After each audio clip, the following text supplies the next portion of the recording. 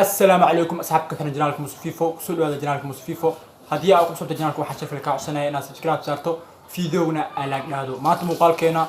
وحكساسين سيدي فيسبوك لور البود جايا لودكن لواتنيكو تريق أسبوع صوب بحي تريق بدنا يجري جرين لودكن لاتك سجالي تون كواسوس مي مقال قدام بيوغيران حكسه هذا لحال سنكور ما تمك مقال كن حكساسين سيدي البود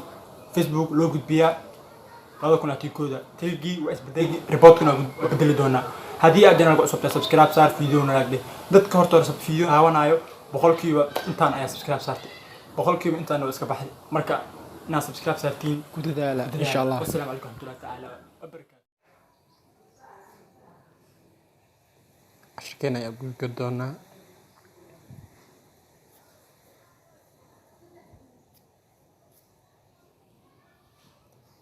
حردنا magac fiiga yaraadinayna farmaajo kale reportka sidoo u shaqeynayo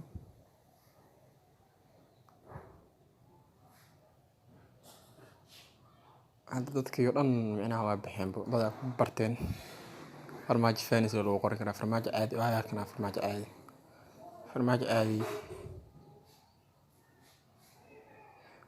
caadi ah ma wala arkaa fan support or report yaa leedahay intaas ma barayo fake account yaa leedahay accept yaa leedahay next yaa leedahay dhan yaa leedahay oo ku celinaysa tan fan report fake name yaa leedahay dhan ayaa leedahay oo ku celinaysa mar saddexaad fan report yaa leedahay pretend suma yaa leedahay celebrity yaa leedahay qof oo matalay ayaa dhahaysan ninkan ayuu matalay ayaa leedahay dhan ayaa leedahay mid dambe sidaas ayaa sameynaysaa haddii qof oo yacni hadda gaala qorana suuq haddii qof oo Stephen qof oo saaxiibkaaga wax ka sameeyo sigana waxaad dhihi kartaa mataqaanaa Stephen Club galkaan oo kale qof gaal hadduu wax ka sameeyo si qof oo Soomaaliya hataa hadduu wax ka sameeyo si waxaa leedahay printina leedahay friend ayaa leedahay